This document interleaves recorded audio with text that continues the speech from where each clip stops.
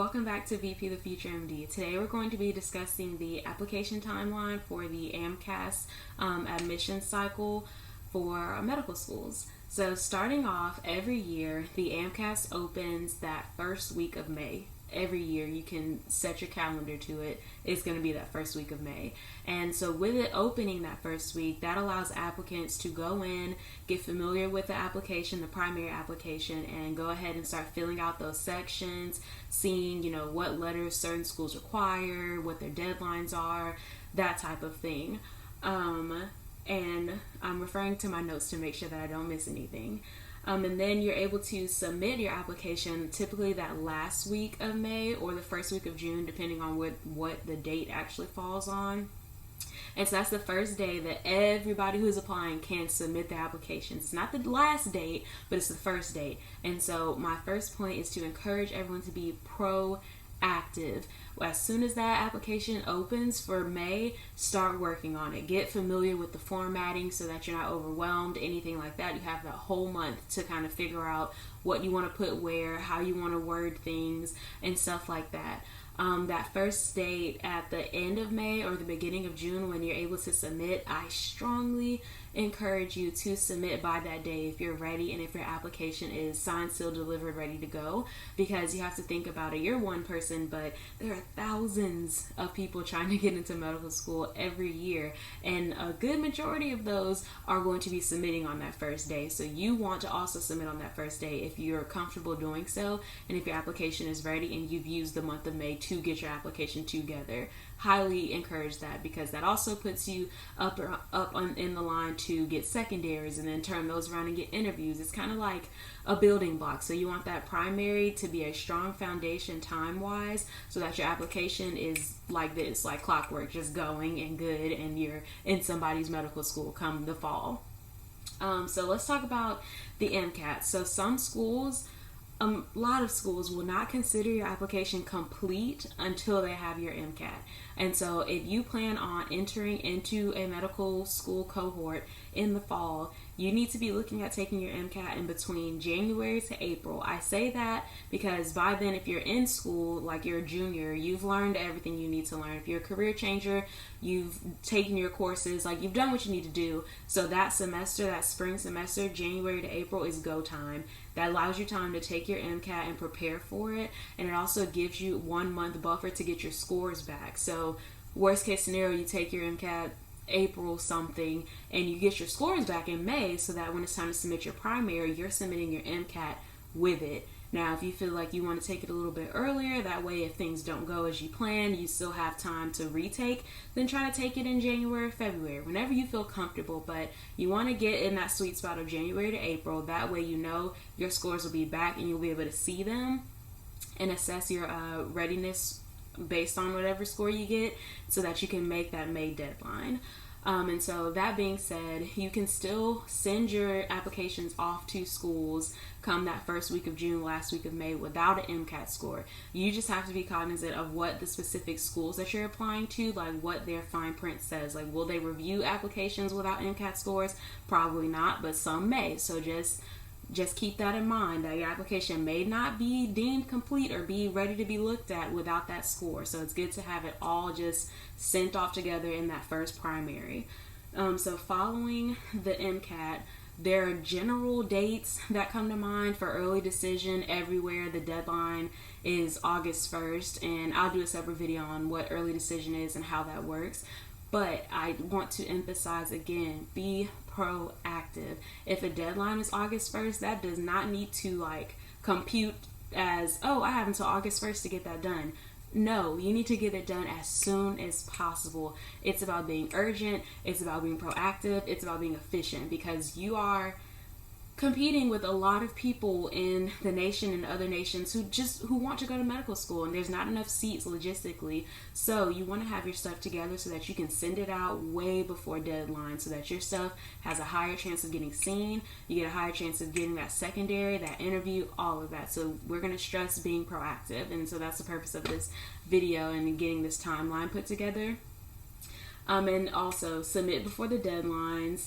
And that's when it comes to your primary application and school-specific applications. So in addition to secondaries, which I'll do another video on that, some schools will be like, oh, we want your primary by December 15th, but we also have like I don't know, you have to take a Casper assessment by this date for our school, or our school has this date deadline for, I don't know, this component of our application. So make sure that when you have your list of schools that you're applying to, you follow your AMCAS deadlines, get that out of the way, and then you go to each school specifically and see what specific deadlines they have in order to remain eligible as an applicant during that cycle. Moving right along, generally when you submit a completed primary application, so your MCAT score is in, your AMCAS has been approved, processed, and verified, schools will send you secondaries. Some of them are invite only, some of them are automatic. The general rule of thumb for secondaries is to get them done within 2 weeks of receiving them. So if I submit an application that first week of June, and June 14th, I get a secondary, in 2 weeks, that secondary goes back to that school. This is a little different if you have, like, you know, your dream school that you're going to. If that's the case and they give you a secondary, turn it around, same week, same day, whatever you feel comfortable with, get that to them top priority, because this is your dream school. You don't want to wait 2 weeks or more to get their secondary back. You want to get it back to them as soon as possible, with it being good work and a good representation of yourself. But general rule of thumb, 2 weeks. That's as long as a secondary should be in your possession before you're giving it back completed, because then after you do your primary, schools themselves can be like, okay, we reviewed, we want to give him or her a secondary, great, and now they're still back to that incomplete stage until we as a school get their secondary. Then they go to the complete pile and are eligible for an interview at that point. So this, I'm trying to create a pathway that you can follow along in your mind.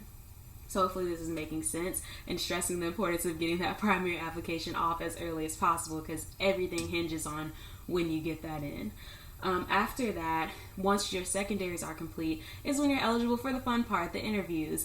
And here's the biggest thing when it comes to interviews. I will make a video on that as well, on what to do.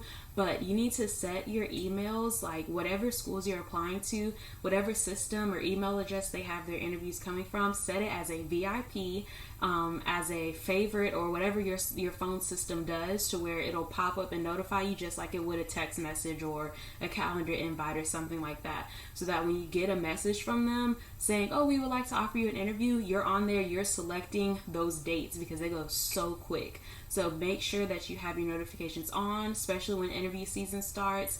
That way you're ready to go and you don't have to worry about any scheduling issues, because you're already proactive and taking the steps that you need to take to get those knocked out. A little bit of variables that could change this timeline. One, processing and verification. So going back to your primary, that's the very first step once you do submit. And it can take up to 6 weeks to process your primary application, which is why I stress that first date that you, or that first week that you can submit that application, submit it, because from the jump, you have to add 6 weeks, up to 6 weeks, for however many like days that you've already wasted. So if you're able to submit the 1st of June and you submit June 20th, you need to add 6 weeks on top of that, potentially, to be processed and verified.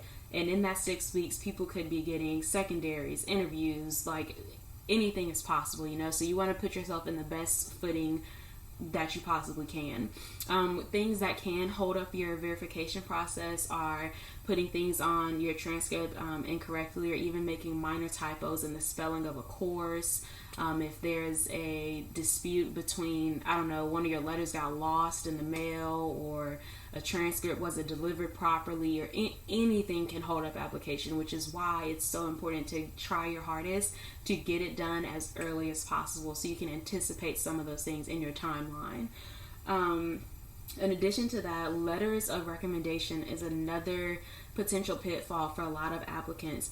Ask for your letters in that time when you're preparing and taking your MCAT. So January to April, you should already have people in your mind who will write you a great letter and who will be able to do so in a timely fashion. In January to April, that's like what, 3 to 4 months. You can get a letter in 3 to 4 months, and that way you have it in April. You can't submit until the beginning of June. Your letter writer doesn't know that, and if they do, that's fine. Either way, you can have it. That way, when it's time for you to begin working on your application that first week of May, you're already uploading it. It's already being verified. All they have to do is go in their email. Yep, I wrote that letter. Boom, it's done, you know? So we're trying to be proactive so that we can streamline this process as much as possible, because letters of recommendation can hold you up. If you ask too late, there's this thing of like, oh, well, now I have to write a letter, but your letter writer may be teaching class, may have children, may be working. So you want to give them enough time, but also give yourself time to check up on them. If it's January and you ask for it, okay, February, hey, have you gotten around to it? Things of that nature, so that your application isn't held up come May because of a letter. Also, be sure that your letter writers are following the directions that each school asks for. If you're getting a letter writer from a community member and your specific school says they need to include this in their letter with a signature and a time stamp date, make sure that they do that. Hand them a sticky note on top of the request that highlights the specific things that the letter must include, because if they don't include it, there's a chance that the school could reject that letter, and that is another holdup in your application. Aside from that, another important thing, and my last point on this video, if you are applying for the AMCAS fee assistance program, be proactive in that as well. It is expensive to apply to these programs, and there are means of financial assistance, but you have to apply for them. So go on the website, figure out that process, and be proactive in doing that as well, so that you already have your waiver and you can apply to X amount of schools off the bat. You don't have to worry about going through that process. That doesn't hold you up or anything like that. So this is a brief application timeline, putting all the moving pieces in chronological order to get you where you need to be on time, which is really early, because if you're on time, you're late. And just helping really make sense of this whole scramble during application cycle. In addition to that, and the gems that I put in this video, very concise, I will link the AMCAS application guide for the current cycle. Although everything that I've said can be used in the upcoming cycles because they follow the same timeline every year. However, the most updated one will be in the hyperlink of this video below. So I really hope that that was helpful as we get ready for another application season. I wish all of you the best of luck. I want to encourage you and say that if you have made it this far and you have that passion to go to medical school, you will be fine. But we do want to make sure that we're putting you in the best position possible to get in, which is just logistics. You've done all the hard stuff, so this just helps get the logistics in order so that you have the best probability of getting that interview, getting that secondary, and that comes by having an application that is tight, neat, prompt, and ready to go. So thank you guys for watching, and I look forward to seeing you on the next VP of Future MD.